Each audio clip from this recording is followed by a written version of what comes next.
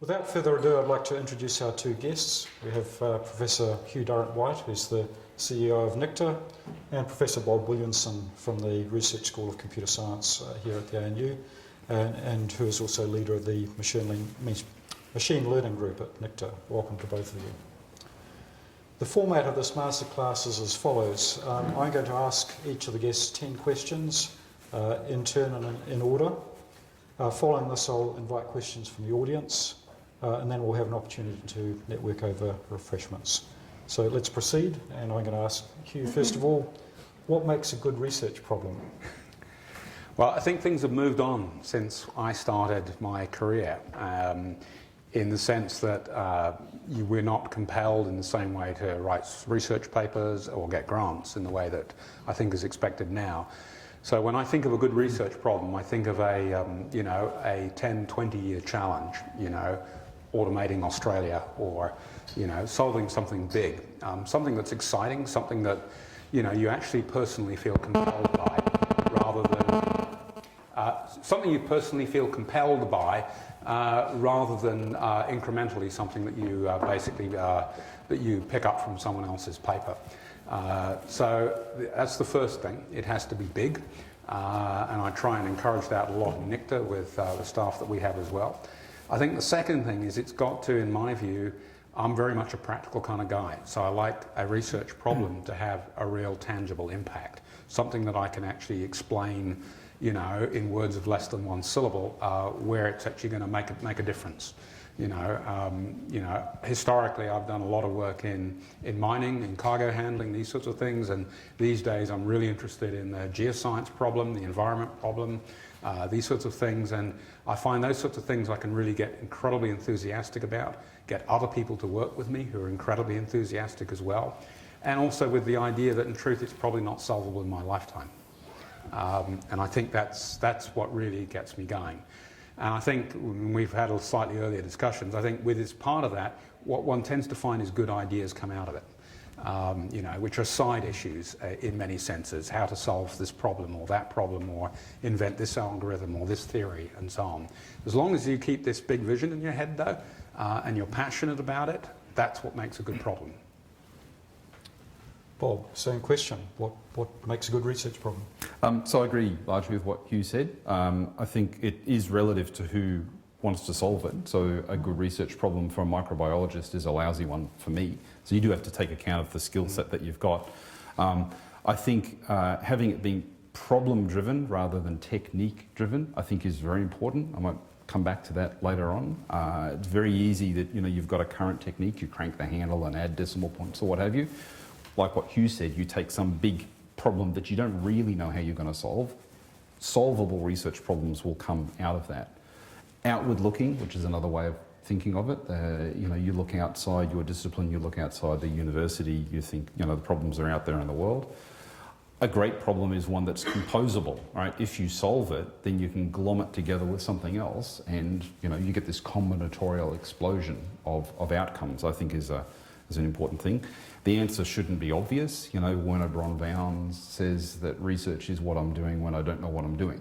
So if you can write down the answer now, then it's not research.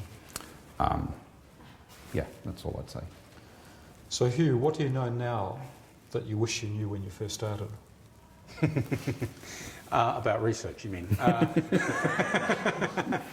I think probably a big lesson, two lessons I'll pick up. The first one is I wish I was less arrogant and I listened to people more when I was younger. I'm still arrogant and don't listen to people, but I'm not as bad as I used to be, which is saying something. I think there's a lot when you learn about effective people, I think was a very good thing.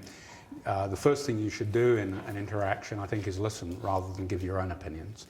And it took me a while to learn that, I can recommend it to everybody. The second thing actually is the value of collaboration. In the end, your ability to have good ideas is your ability to grow your whole ecosystem, who you talk to, and particularly talking to people outside of your field. I think the most exciting research I've ever done has been through engaging with people who have nothing to do with ICT or robotics. It's about, you know, ecology or geology or whatever else it may be. Plate tectonics is a current interest of mine, and you discover things that you have in common about big data and machine learning or whatever else it may be. And I think those are the drivers. That collaboration is absolutely critical. And we're not very good at it, and you know, in the sense that even if we do collaborate, it's within our field because it's the conferences we go to, and even if we do inside our own university, it's often only within our own school. You know, some of the greatest collaborations I've established this year are actually in the geology school at ANU and not in IT. You know, there are some wonderful people there doing incredibly related stuff, and that's how you get good ideas. I wish I'd learnt that earlier in all of this. Bob? Likewise, inspiration comes from outside, so actively look out there. Do what only you can do. So this phrase is from Tony Hoare, a famous computer scientist, and I think it's a great way of figuring out if someone else could easily solve this problem, don't bother doing that. That would have been a good thing to learn. A guy called John Platt wrote a great paper on strong inference that made it clear to me the distinction between technique-driven and problem-driven research. I only kind of really figured this out in the last 5 years. The importance of working with the very best people and not necessarily, like you said, in your own area. There are no subjects. Don't constrain yourself to think, oh, I'm an engineer or I'm a this, I'm a that. There's only problems. Karl Popper used to start his lectures on scientific method by saying there are no subjects, and in particular there's no scientific method. Don't believe in experts. An expert is someone who doesn't have to think because they know. How to lead creative people. This is a tricky thing, which I realise I made mistakes in doing. Make the mistakes as fast as possible. John von Neumann's lesson. How easy it is to fool yourself. Research is making mistakes all of the time, and how working with someone else does that error correction so much better. So programmers, do this pair programming or extreme programming. Pair research is way more than twice as fast as individual research because you pick up those mistakes earlier on. Most things get reinvented.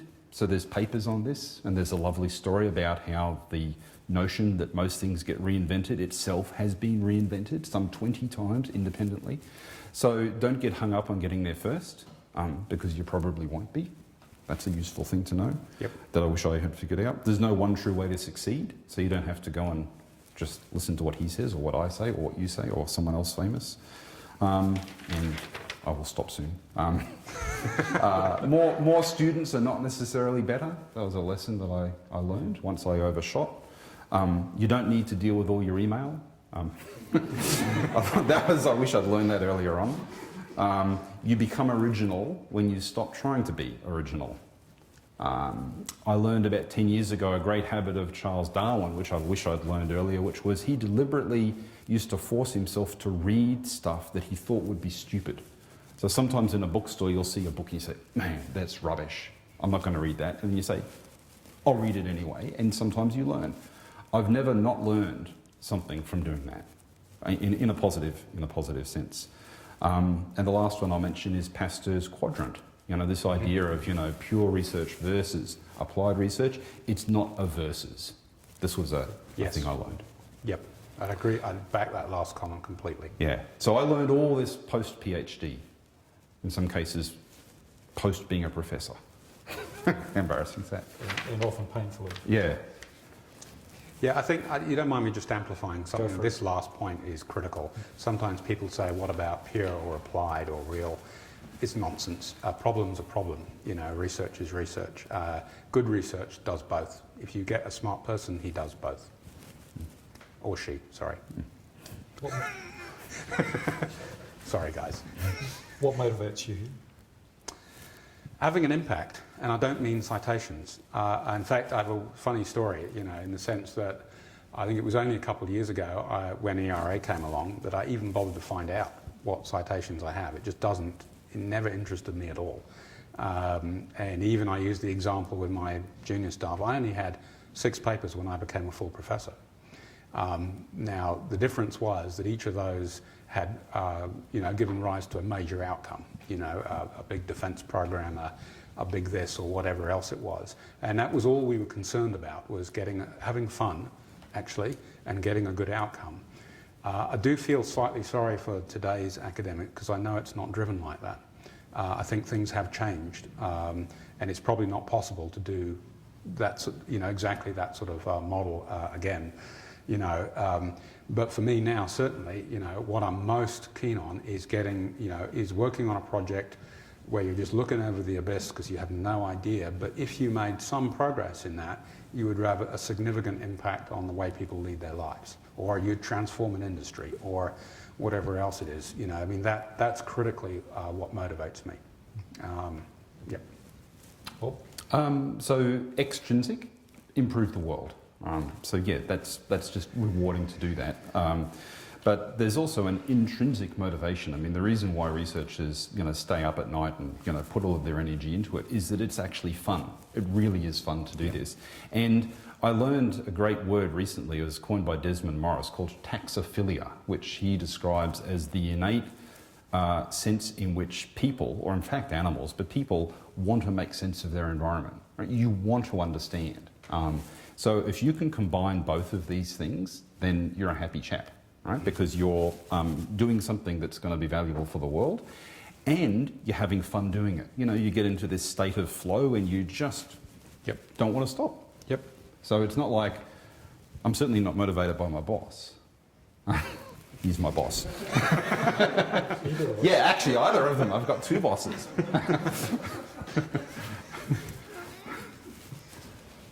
Hugh, what didn't work for you? Lots of things. I thought that was a rather weird question, actually, because my first company's failed. I've leapt off the abyss into major projects which have been total disasters, and everything else. And every time I come out of it, I think that was useful. I learned something really great there. That I am not the person to run a business, for example, even though I am now, I guess. You see what I mean? Or, that was, that in some sense that wasn't the problem. I leaped into something that was where you think I'm going to do X, and it turns out that X was irrelevant to actually what you were really trying to solve, which was Y. But you would never know that without doing it. I think that's critical. In fact, we were having a discussion at Major Innovation Council recently. The problem is what we're not good at is celebrating failure. We need to recognise that 9 out of 10 times whatever we do probably is not going to work. And it's we're off put by the press because they only say there's a new drug that could cure cancer or whatever, and you see that every week. What they don't tell you, which was in The Economist recently, is 9 out of 10 times it doesn't actually work. But they don't report that bit. I think we need to recognise I did X, it didn't work, and I've learnt from that, and I'll move on. So I think the idea of what didn't work, lots of things don't work. Even your approach to human beings, and this issue about listening, and or trying to aggressively run a group, and only afterwards you realise it doesn't work, right? That you did that, you learn from that. As long as you learn from it and accept that you make a mistake, and that's the issue, accepting failure. Do you actually benefit from that? So most things don't work, so I explain this to students. If you plot scientific, or do it for the camera, you plot scientific progress as a function of time. You're working on a problem. You're stuck. You're stuck. You're not getting anywhere. You're stuck. You're stuck. You're still stuck. You make an advance. You're stuck. You're stuck. You're stuck. You realise you'd made a mistake and you're actually back down here. You're stuck. You're stuck. Right. So the measure of the set of times when you're making progress is 0. Right? But it feels really good when you do. More generally, getting stuck on technique, all right? Before I distinguish between technique and problem, I can look back and say, man, you spent a lot of time banging that technique. You should have just stepped back and seen the problem. Trying to solve the problem yourself, right? You always feel good when you do crack the problem yourself. But now I've learned to convince myself that, look, Bob, you're stuck in a local minimum, go talk to someone else. And almost always, right, I say, oh man, I've done this big calculation, it's 20 pages. You explain it to someone else, they say, why don't you just do this? And the answer is, well, I was too stupid to see that. I also wanted to make the point along the lines of what Hugh did, that, and I don't mean this in any derogatory way because I apply it to myself, which is assuming too much rationality of people. Right? People are not rational. I read this great book by a guy called John Elster who had the chair at the College of France in rationality. So he was the professor of rationality. In Paris too. In Paris, yep. But when you go and look at the books that he wrote, so the one that I really liked was Alchemies of the Mind, Rationality and the Emotions, right? And you start to realise that, you know, we fool ourselves into thinking that we're rational. And I've read a lot of interesting stuff on behavioural economics recently about that. You realise that in leading a group of people. And, you know, I think the trick really is to just think, well, look, you know, other researchers by and large are going to be like yourself. So do you like being told what to do? No. So don't tell them. You know, do you like being inspired? Yes, by all means. So I think these are kind of mistakes. As a dean, I can endorse the non-rationality of it's official policy, is it? It's official behaviour. Hugh, how important has money been for your success? Again, this is a weird question, right? I don't, certainly, you know, at one level, I don't think money has ever driven what one does. You pick a problem and you just go for it.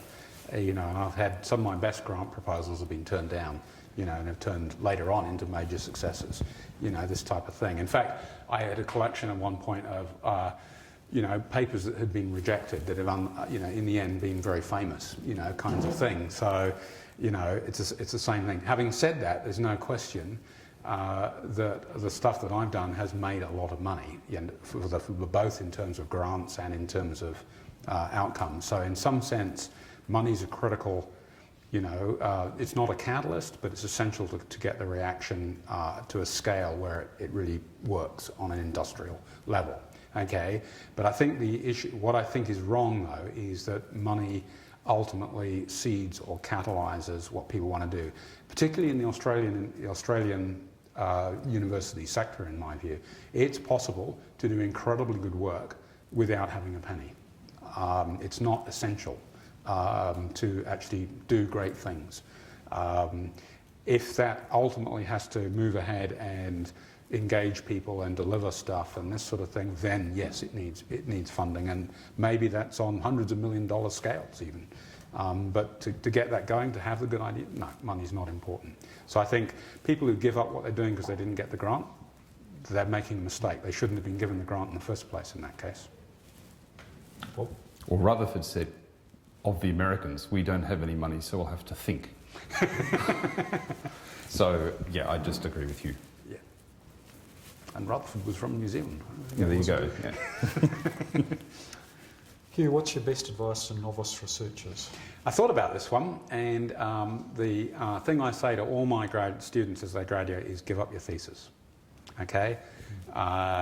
You know, too many people out there who are trying, you know, even 30 years later to finish their thesis in some sense. You don't finish a thesis, you just find a good place to abandon it and get on to something interesting. You know, so that's the first thing. The second thing, actually, I have to say, is to change field at a regular rate. You know, it's you get into these fields and they just become so insular. And again, this comes back to the collaboration issue. You know, the way of really generating great new ideas is to have something totally orthogonal. In fact, I used to make a point of only going to conferences that had nothing to do with my field, you know, on the grounds that you would learn something new. Or even if you did go to a conference in your field, you'd go to a session that wasn't what you did. And, you know, there's a kind of maximise the mutual information problem going on here, right? You gain most by learning something you know least about. And you know, that's the best way of having new ideas. So I think, in some sense, you as dean, you should get people to move departments every 10 years minimum, you know, and move them around, and it would be a lot more productive and interesting for everyone. We've of course had the amalgamation here. Whatever. Actually, there was another outcome of that I remember at, you know, I think it's changed now at Oxford, but we used to have to set exam papers by committee, not by the people who set the courses. And the challenge was, or what everyone had to do, was to set the exam in which they had actually no experience whatsoever. So I set the thermofluids exams, and the fluids guy set the IT exams, and in some sense it was actually an incredibly positive experience for the students as well. I think. Well, lots of things. So I agree with what Hugh said about not getting stuck. So there's probably many people would have heard this data about how physicists particularly do their best work in their 30s or before they're 30, and then it's downhill from ever after. Well, this can be a little depressing for anyone once they're over 30, but interestingly, when you look into the data, it doesn't support that simplistic conclusion, right? So what matters is not your biological age, it's how long you've been in a field. And the people that continue to produce amazing innovations, they do it exactly by the way that Hugh said. They just move on. You say, I'm out of this field, I'm going to go and do something else. And I think this is really, really valuable. I had this experience when I was lab director for 4 years. With all of the startup stuff, I didn't really do any research. I came back, I had all of these files of things that I was working on, I just abandoned it. I said, okay, I'll do something else. I never finished those things. A bunch of other things. The Matthew effect, you've got to understand this. Unto they who have shall be given, and unto they who have not shall be taken that which they have. This applies in science, and particularly for young researchers. Those early years, while you're doing your PhD, this is really can determine the rest of your career, right? You work with the best people, then it will pay off. So an amazing statistic I came across recently was of Nobel Prize winners. Now, we're not scientists, but the idea is just to look at the people that make a huge impact. Over half of the Nobel laureates in the US in the sciences studied, like they did their PhD or a postdoc, with another Nobel laureate. Now, that is an amazing statistic given the small fraction of people that get one of these prizes. And when you go and ask the laureates, well, so how do you teach them? Do you tell them, here's the trick of how to get the Nobel Prize? They say, no, of course not. But you're just in the environment, you see how the questions are being asked. So you want to collaborate with the best. You do what only you can do. Criticism is a gift, right? It's tough to learn this.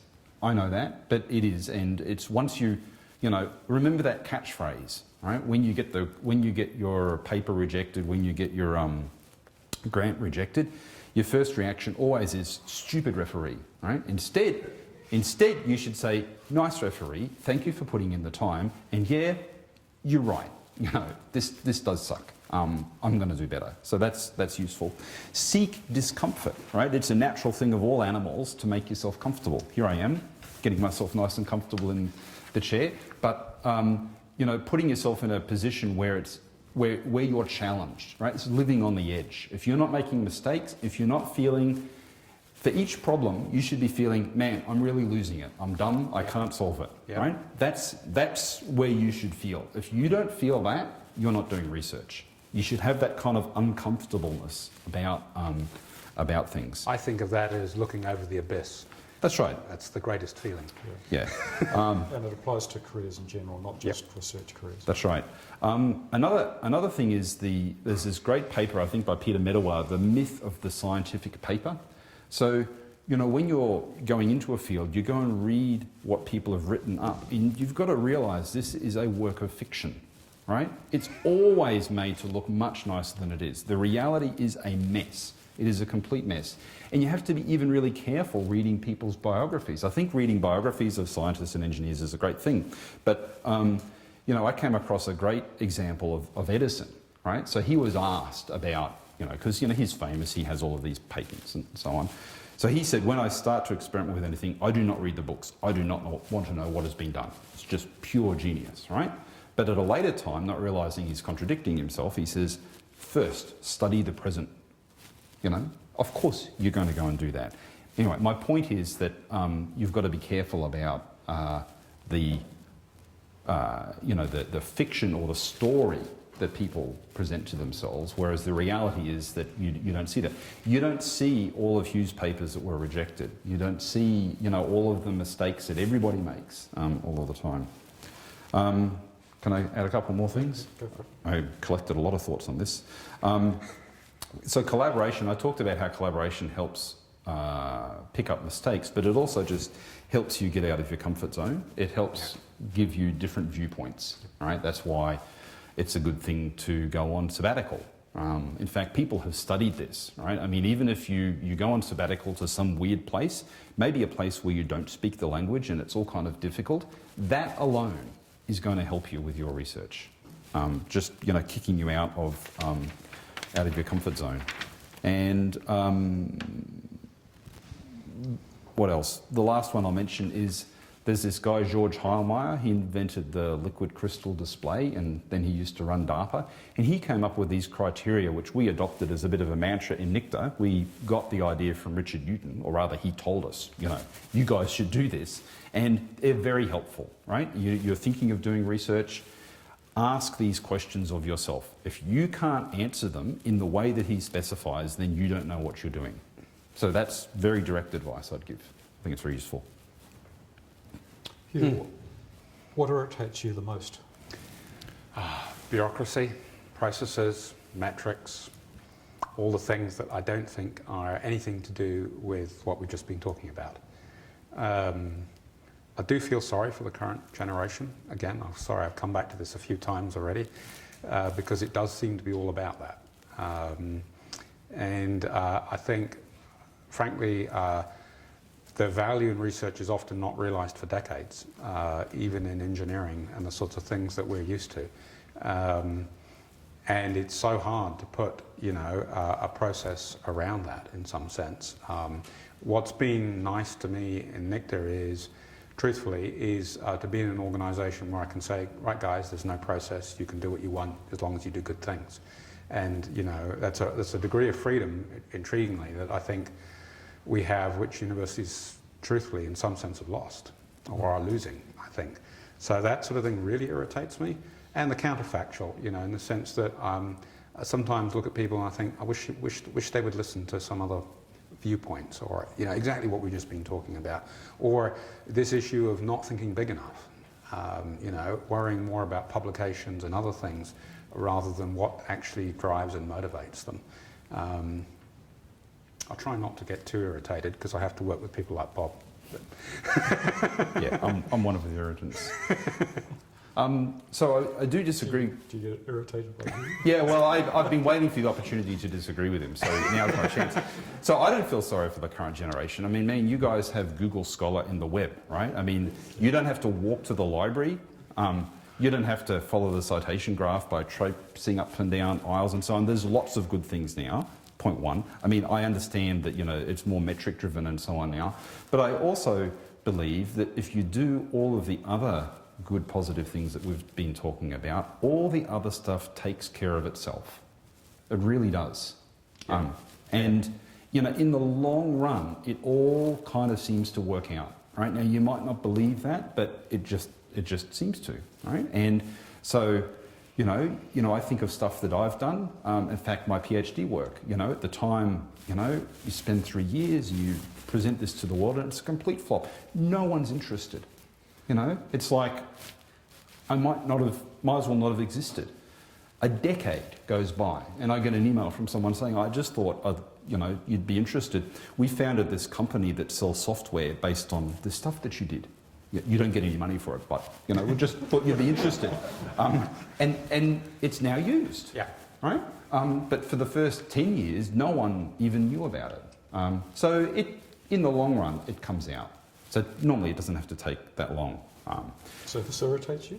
No. I just wanted to disagree with you. Okay.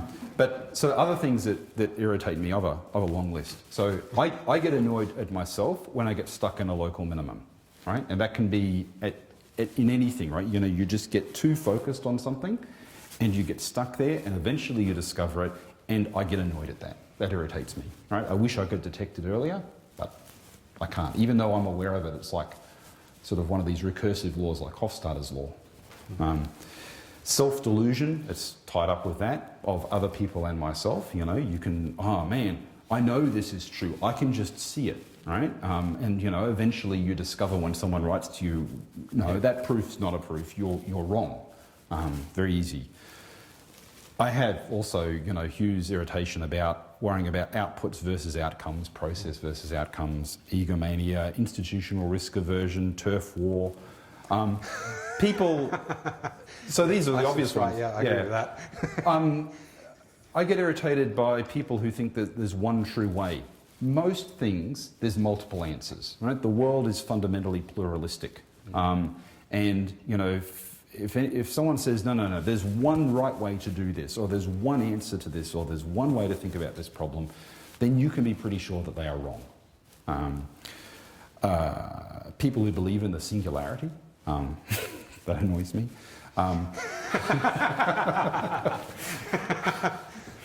I'm sorry, I just... People who use their mobile phones in meetings. Pisses me off. The triumph of form over content, as I've come to call it. You know, futzing about the way things look rather than what's in the content. Yeah, badly run meetings. People complaining about something without being prepared to do something about it. So I've tried to do something about all of these. He has a long list of things. Yeah. Self-centeredness, you know, all the cardinal sins. Fear of the unknown and ambiguity, right? So as researchers, we should be willing to embrace that. Yeah. To embrace change. You know, actually one of the ironies in the university system, which I guess people are going to have to give up on eventually, is that in a way we're in the business of innovation, but, you know, you go trying to change the way universities run, well, you'd probably have some experience in this. Yes. It's amazing the extent to which people do not want to change. They say, well, it's worked for 800 years, so we're going to keep doing that. Status anxiety, you know, again, all of these things take care of themselves. People worrying about whether they'll get credit for something. Again, in the long run, it really works out. There's this great quote by, I think it was Harry Truman. It's amazing how much you can get accomplished when you don't care who gets the credit. Yeah. Right? It's actually, if we go back to the advice thing, this is a really liberating thing, yep, right? I'd agree once you realise that it doesn't really matter in the long run. So, you know, someone comes up to me, Edwin might come up to me and say, Bob, you know, do you know how to do this? And I'll say, yeah, sure. You do it this way. I might happen to know something and I might be able to tell him. He goes off, makes a big success out of that, right? He forgets that I helped him along the way. Doesn't matter. Yeah. Doesn't matter, right? Downstream, it'll work the other way around, and it's like this, you know, fuzzy idea of karma. It all seems to work. That's true in my view at an institution level as well. Yeah. Yes. Yeah. You play nice, and eventually, you know, as long as you're not murdered, you'll be right.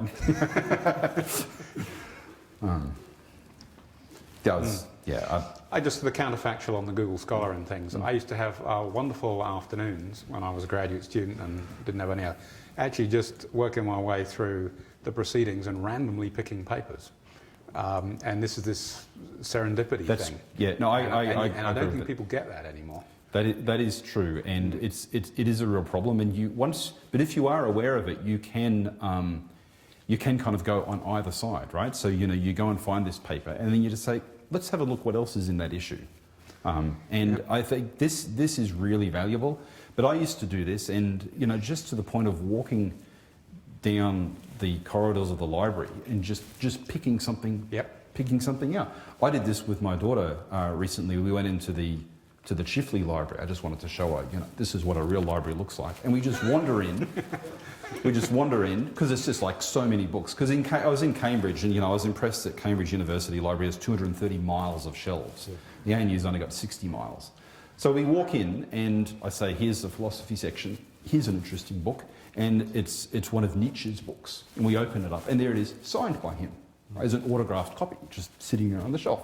And that was pretty cool. I mean, I didn't read it, but the point is, these interesting things happen. Yep. And you know, the number of discoveries that I've made that have come from just seeing something, you know, that's interesting. But you get the orthogonality in the library in a way that's very hard to achieve. Yeah. Just by using Google Scholar or whatever. Yeah. No, I think you can go to a different floor and be in an entirely different ecosystem. It's great. I feel academically lucky. Yeah. Yep. Yeah, that's true. Hugh, what's on your research bucket list? In all honesty, nothing left, really. I'm sorry, that sounds arrogant, doesn't it? I have to say, I think the other thing I feel is I'm over my research career. And that's perhaps why I've left academia. It's a recognition, I think, that certainly the people that I had in my group were, in the end, smarter than I was in terms of, where they were going. And so my role is to actually enable other people to do what they want to do. So it's a lot more around creating the right environment, the right culture, getting the right people together and leaving them alone. I think that's my philosophy. So no, I have no ambitions, frankly, now to do any more research. I'd like to actually create industries more than do research. I'd like to make a difference in transforming industries in Australia and actually making it sustainable. But that's not a research bucket list, that's a other achievements bucket list. This is the only question that I actually had to do some research on because I didn't know what a bucket list was. That's because you didn't walk on that floor in that library? Yeah, anyway, it only took a second, right? So I do know what you mean. You didn't need to go to the library. No, it was very easy. I typed bucket list and I see it's a movie, right?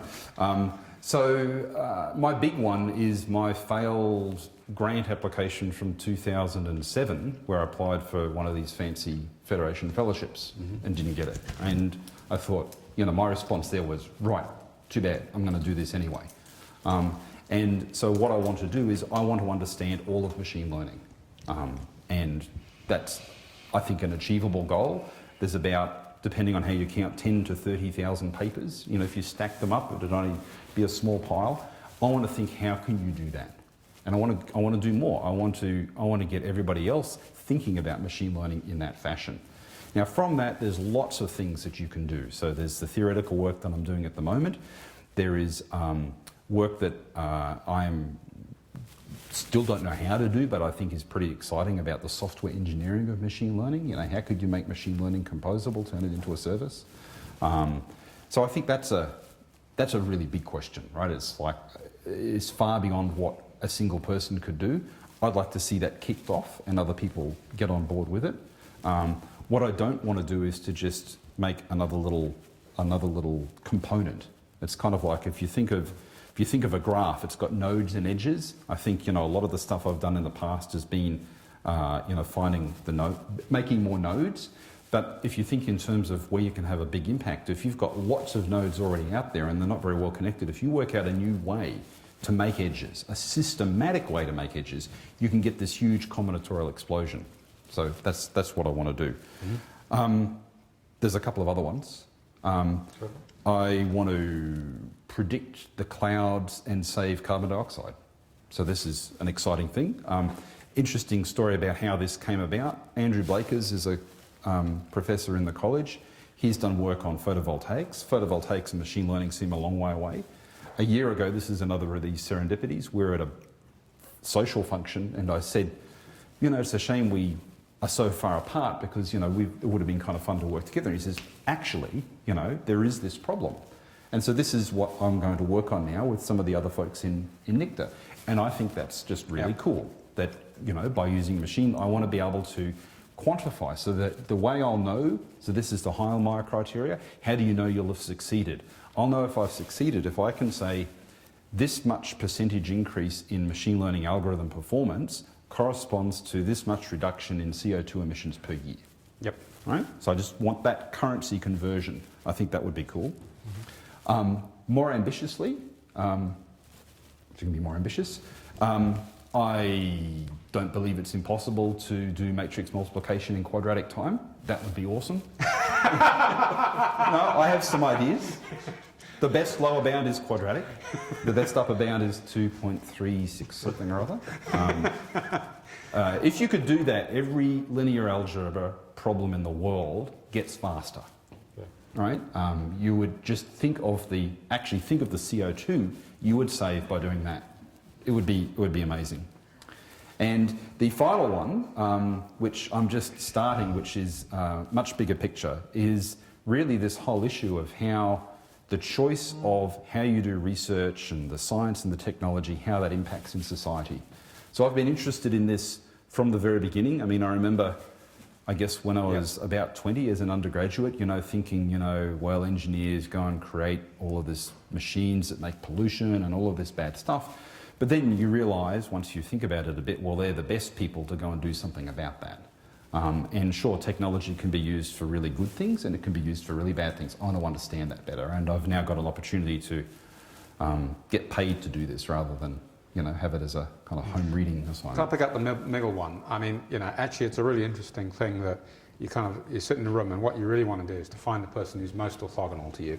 You know, photovoltaics. I have this thing going with a guy who does plate tectonics at the moment, and maybe I'm not really doing research, but I think it'd be hugely great to use Bayesian inference techniques to predict actually how a lot of the continents formed, and consequently to predict mineral reserves and oil reserves and everything else, right?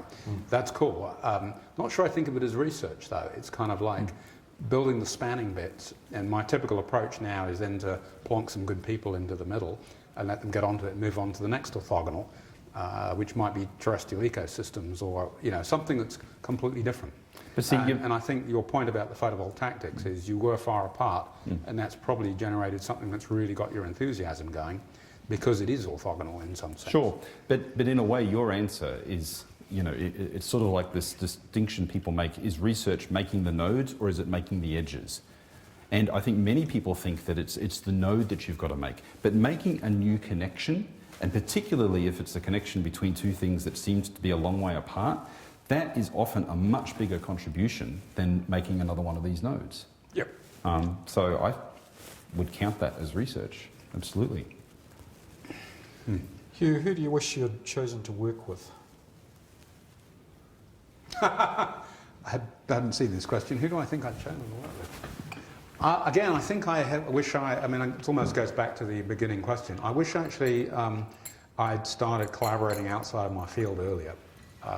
Do you know what I mean? Yeah. So, because I think there are so many great ideas and things that it can be done, and that didn't really happen early enough. Particularly, I think when I was originally at Oxford, where there were some great people in quite orthogonal areas, and I didn't exploit that. And it's only now, I think, that I'm beginning to try and do that and actually look more, you know, and particularly truthfully at ANU. I mean, outside of engineering, not that engineering isn't good, but there are some just humongously good people in a whole range of different disciplines, from politics to geo to whatever it is, that there's an enormous opportunity in the way there was in Oxford to actually just say, who's the best there is around here? I know I'm going to go and I will call them up and have a cup of coffee and maybe we'll find something interesting together. So I would really encourage people to do that. And again, this comes back to this issue of the best as well. You're very lucky at ANU. You do have a lot of very outstanding people in the sciences area that are indeed orthogonal, that I think there is great potential for what we do, certainly in IT, and I'm sure in engineering as well. So I wish I'd done more of that. And I did have a relationship with, you know, Tony Hoare and people like that. And I wish I'd actually got more involved at that point, you know, in the formal method stuff, which actually impacts on a lot of other things. Again, when I was at Oxford, I think that would be it. I wish I'd met Bob earlier. We could have collaborated. Yeah. So I had a similar generic answer that you know, the fact that it really matters.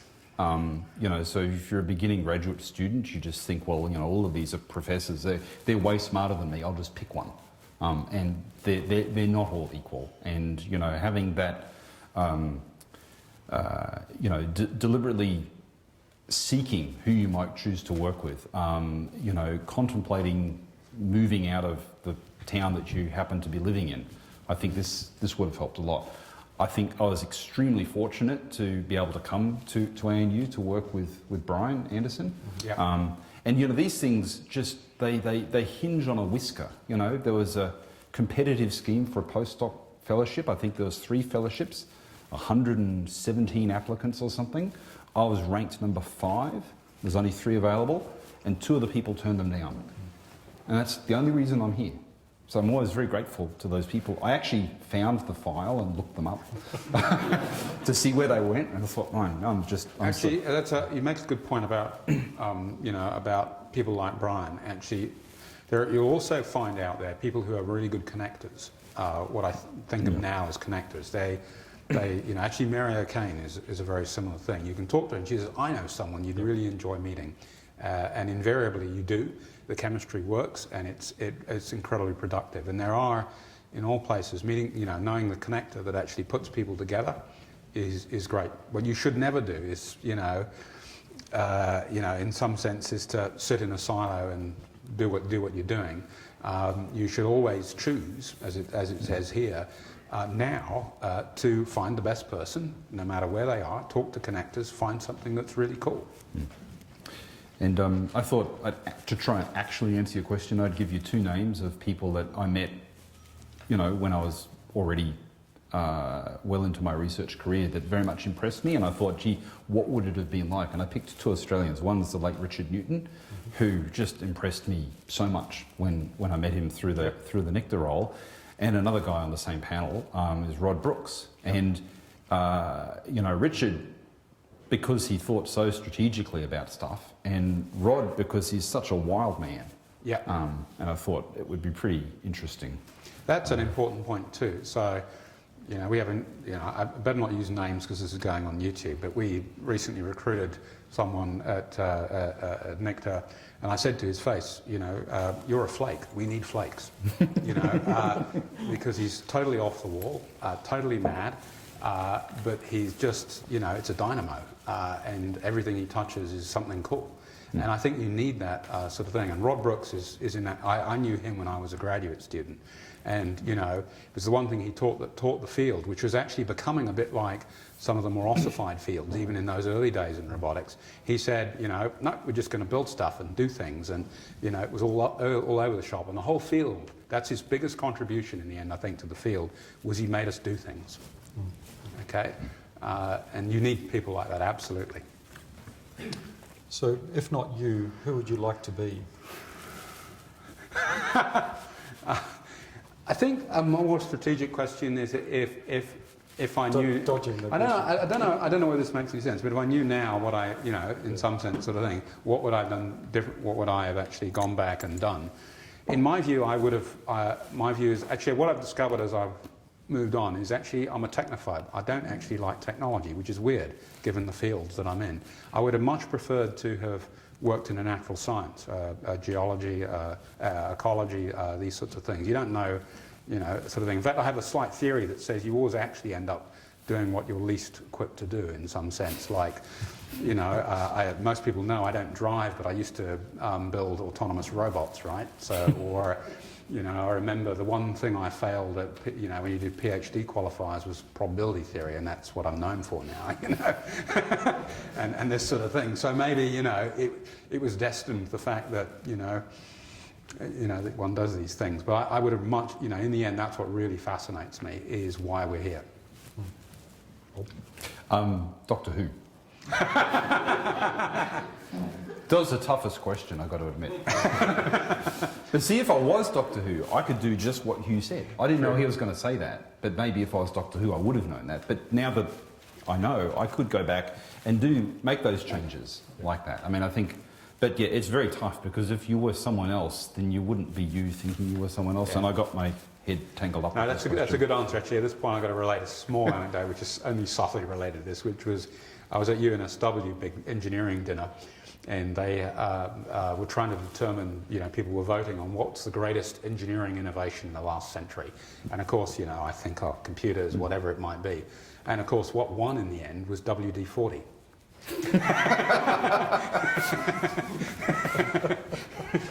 Sounds like a good dinner. Because duct tape was invented before then, right? Well, thanks very much to both of you. That's the 10 questions. What I'll do now is invite questions from the audience for our two guests. In doing so, please use the roving mic that Laney's got so that we can record you. And if you could give your name and affiliation before asking the question, that would be great.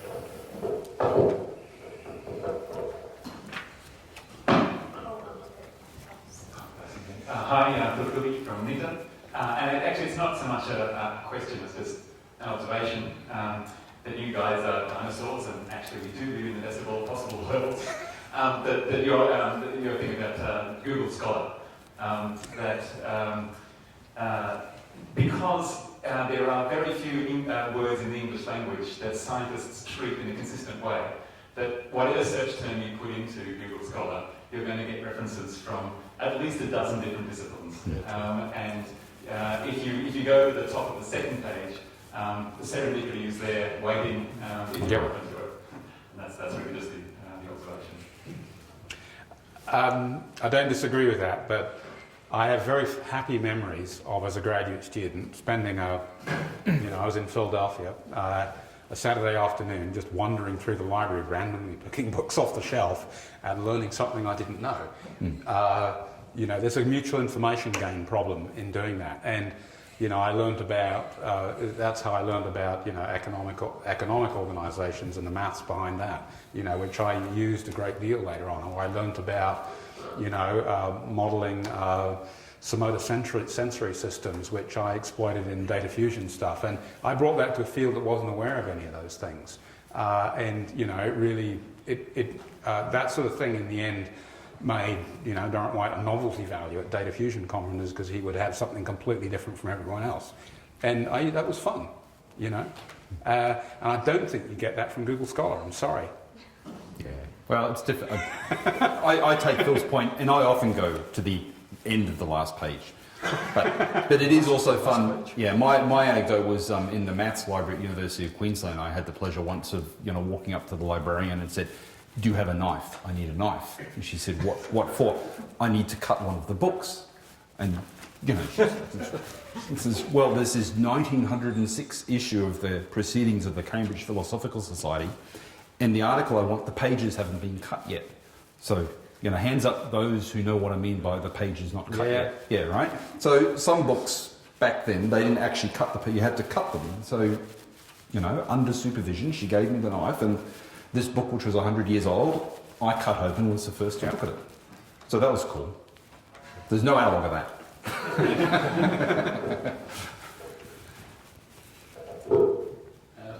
Tom Wellington from the Research School of Computer Science. I'm a student of research supervision at the moment at the ANU.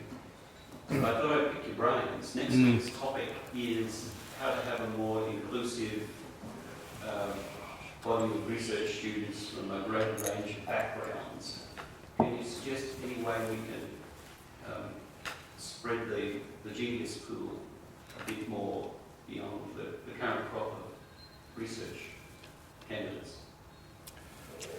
There's kind of 3 or 4 questions wrapped up in that.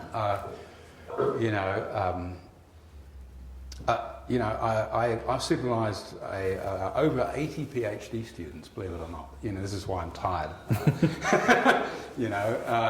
And when I look at them, every single one is so different from the next one.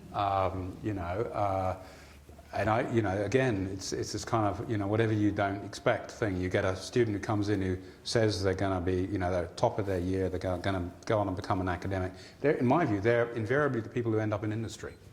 And conversely, you get someone who's industry-oriented or X and ends up being the greatest academic. I can think of all of these things, and and then different cultural backgrounds.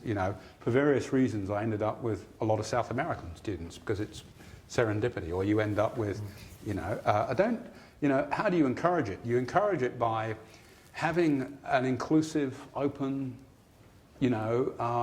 way that you mentor students, and you get a reputation for that. I think that's kind of critical. I think in the end, one of the reasons I ended up with so many of them was not necessarily that I was a good supervisor or anything, but there was an osmosis process going on, and they were all culturally leaning off each other, and then they would call it their mates and say, this is a good place to do a PhD, and, you'd end up with all kinds of combinations of people who'd do things. And when I look back, a lot of them have been incredibly successful, both as academics or as industry people or as spin-out people, all of the above, and in the end, it's just the culture of the sort of thing we've been talking about. No one true way. Yeah, absolutely. I think if you believe that and you live that, then you'll get it for free. Whereas where I have seen colleagues who believe that there is one true way, and of course it's the way that they did it, and you're trying to make clones of yourself. So no clone zone. Yeah, and I also tend, I suspect you're the same. I'm very hands off. and I think I learnt this from my own supervisor, who was very much like this. You'd say things like, you can graduate when you tell me something I don't know, or whatever, and I don't really mind what you do. What would you like to do? And here are some interesting projects. Certainly what you don't do is give them, which is a tendency to force the way that we do it these days, of saying, here is a program for your PhD, with the idea that you actually know with any certainty what you're going to end up with in 3 years, which means it isn't research to start with. What you should say is, this looks cool, why don't you have a go at this? And if you can get students like that, that's when you're really on a roll, actually. Sorry, you should answer it too. Well, I did. My answer was short. Just, no one true way. Yep. G'day folks. Ben Swift, Research School of Computer Science. So one of the things that's come through really strongly is the need and the benefit of seeking connections from people who do quite different things, and we are blessed here at the ANU to have some pretty great researchers in a whole bunch of different areas. Mm-hmm. I guess my question is, as an early career researcher, I can cold call amazing academics from different disciplines to my own. How bold can I be in expecting them to, because we're all so busy and got metrics to quotas to meet and stuff, how bold can you be in actually kind of saying, let's work on something together? Or do you basically kind of have to say, hey, here's some stuff I've done, what do you reckon? No, I think it's a chemistry thing, right? You obviously need to approach someone who you think what they're doing is cool, and it's actually, machine learning is a very good area because it kind of applies everywhere, right? And you rock up and say, hey, I think what you're doing is really cool, and I'd really like to work on the algorithms that do X, Y, and Z. Why don't we do a joint ARC application, for example? And I have to say, for you guys, right, this is going to be great. This is a great way of doing it. One, truthfully, whatever people say, the fact that you're collaborating is often a very good measure of the fact that you're really thinking out of the box. To have someone who's an expert in the field in which you're trying to work will also help you a great deal. Clearly, you can go to someone and they'll just say, and they may say, get lost. Well, that's life, move on. You probably didn't want to work with them in the first place. But people who are that good are not like that usually. They exactly follow this model. They're going to be interested in what you do because they wouldn't be successful if they weren't. I think on the average, at least, this is statistics, okay? Yeah. So you should try it. Then there are, my experience is there are a lot of great people, in ANU to do that with. But also you can just start gently, right? So it's like, I don't know, advice for your first date. You don't announce your intention that you're interested in marriage. You announce your intention that you're interested in the person. Yes. And I've had the experience talking to people from quite diverse backgrounds. I remember there was recently a bunch of young, I guess our PhD students from the US came on some special program, and I went to a reception to meet them. And they're across all fields of science. And I had the coolest conversations. Like there was one girl who was coming to Australia to study a particular aspect of the brain of a particular ant that you can only find up in far north Queensland. That's called a competitive advantage. Yeah. We started this conversation, and I told her about this, story I'd read by Ursula Le Guin, and then I remembered there was this paper in some information theory journal in 1984 about the information theoretic capacity of an ant language, and bam, we were doing ant research. And then, I'm talking to someone else that's looking at ways of cleaning dirty water for people to drink, and you just dive into it. So you don't say, oh, we've got to write this paper or whatever. You just actually say, I'm interested. I've never met a decent scientist or researcher who says no to the question, I'm interested in your stuff, but I don't understand this, can you explain it to me? Yeah, and this is a little bit of the vanity thing. The other good tool I always use is, we're really interested in what you're doing, why don't you come and give us a seminar? Mm. Yeah, everyone likes to talk about their own stuff.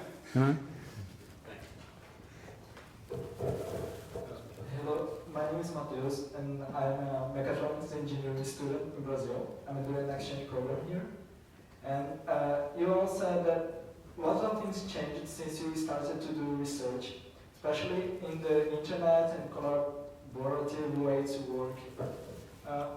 How do you think that new researchers should use these tools to make better research nowadays?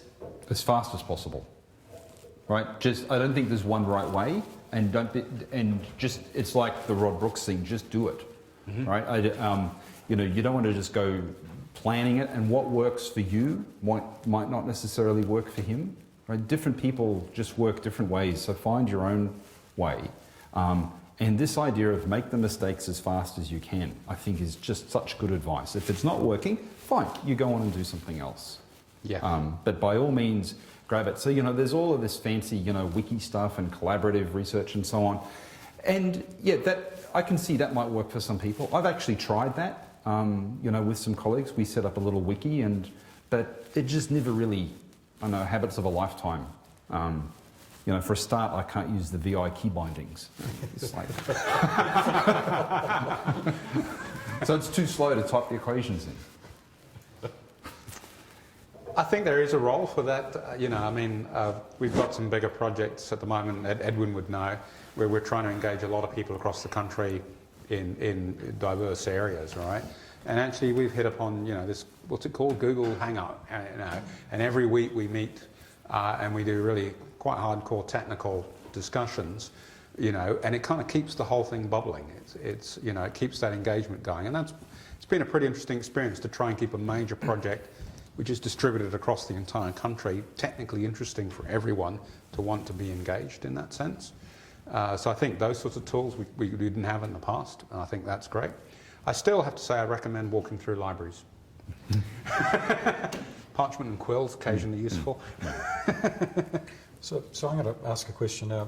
Bob, on your website you talk about errors of the third kind. Do I? You do. Oh God, I can't remember. Give me another hint. It's in one of the grant applications that link to. So you talk about errors of the third kind and trying to avoid them. I can't even remember what that is. Is it? See, it was one of the failures that. It was a good idea, but it went wrong. No. I think it is a good idea, but maybe it's. I think it's the idea of asking the wrong question. Yeah. The right answer to the wrong question. Yeah, that's right. So it's another way of saying what we're talking about here, and it's like you're stuck within a certain framework of asking things, and you don't even realise that you could view it differently.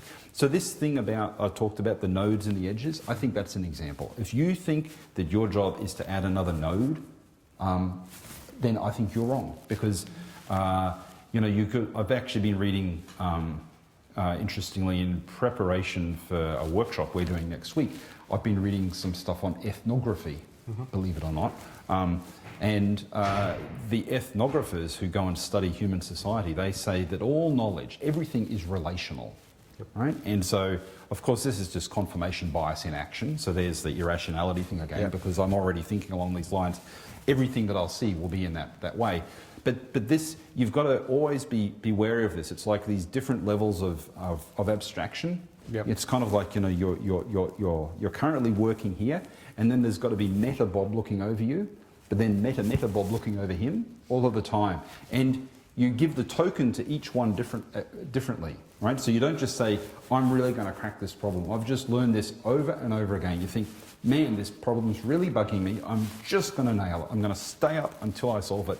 You never do, right? I can't remember ever solving something really fundamental by staying up late at night. Whereas I have solved stuff by saying, man, I'm done, that's it, I give up, I'm walking away from this problem, it's stupid. Yep. And then the next day you think, oh. It's a different way of thinking about it. Yeah, I'd agree. Yep. So I think that's what that refers to. Peter Strausson's Research School of Computer Science.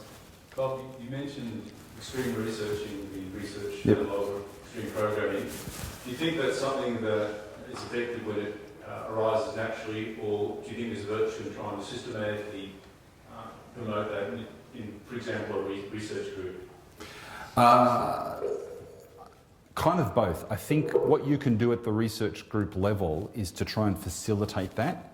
You know, I go back to this thing, if I tell you, Peter, you have to work with Ben, straight away you're going to find reasons to not do it, right? You've probably already thought of 3. Wrong field, you're older than him, you know, you work at different hours of the day. You'll find reasons to not do it. But absolutely it does work. And the thing is, it seems to be a universal thing that researchers find fun. So one of the it's not a crucial, but it's a question that I often ask people when I'm interviewing them for a job is, of all of the things that you do in research, you know, what are the things that you like most? You know, writing grant proposals, for example? Usually not. The answer that pretty well everyone tells me, right, it's a universal thing, is working with someone else in front of a whiteboard. Yep. Right? That's it. And it doesn't even have to be in front of a whiteboard. You know, the great thing about being a theoretician is you can do it on the beach or, you know, in some nice cafe. It's called the leisure of the theory class. There's there is a significant amount of chemistry involved. I mean, picking up the dating analogy from earlier, you do need to grow a relationship with someone and figure out whether actually you're compatible. You know, even if you're orthogonal, you know, you still have to be compatible in some sense, and find out where that nexus might be. So you know. And you've got to get over that polite stage, you know, to extend the analogy to breaking point. You know, on the first date, you're not going to criticise your partner. You have to get to the point where you can say, man, that is the dumbest thing that I've ever heard. I can't believe you think that. Look, I'm going to prove you wrong. And then the other guy says, no, you're crazy. That's just not going to work either. Then you know that something's good happening. One last point, a good way to test whether you're in a happening research lab is if you hear people laughing. Because what sounds like people just faffing around is actually research being done. This is one of the funny things. Yeah. But the lesson for your own group is whatever you do, don't silo yourself. You know, I think you've got to encourage your group to get out there and engage and find people to go on dates with, basically. That's important. And I think, you know, the real negative in a group is when it's, you know, it really becomes extremely vertical, and you see it at the department. I mean, I've seen it not anywhere at ANU, but in some departments, you know, where they've ended up hiring all their own graduate students, and it's so siloed over generation after generation, it's just completely disconnected from any kind of reality, and that you really have to avoid at all costs. So Hugh, you talked about moving fields on a regular basis. Yep. So how much is sort of transferable and how much is sort of startup cost? Everything is I mean, I think that's the point of moving a field is you take everything you've just learned, you take an orthogonal direction into something totally different with a whole new set of concepts, and all the great ideas come in this collision between what you last knew and what you now know. In both directions, it both informs your new field, and actually if you're really feeling in an amusing mood, you would occasionally lob new papers into your old field from stuff that you've just learned. So yeah, I mean, there's startup cost, but I mean, you know, I mean, sometimes, I mean, there are important things to learn in new fields, but there's surprising amounts of commonality is what you often learn. So picking the ant example, right? You've probably got not dissimilar models from that than you do in a machine learning algorithm, than you do in whatever. You still have to solve nav problems and other sorts of things, and you find that, you know, within the scope of a few beers, you've already got, you know, a new research field. So what about the transition to administration that you've... I don't think I really administer. I see myself as I have someone else who does the administration. I think that's what really happens in NICTA. My objective is to create the environment, attract the people and create the culture which allows people to do whatever they want. You know, I think, and that, what can I say? You know, it maybe stems from the way I used to have my graduate students. You know, I like to leave people alone within reason to basically come up with good things. And what I tend to do these days is spend a lot of time jumping between fields, telling people that in I don't know, optimization, they should be using Bayesian networks for this problem, or, you know, in machine learning, they should be using this signal processing algorithm. Do you see what I mean? Yep. So I tend to play that role.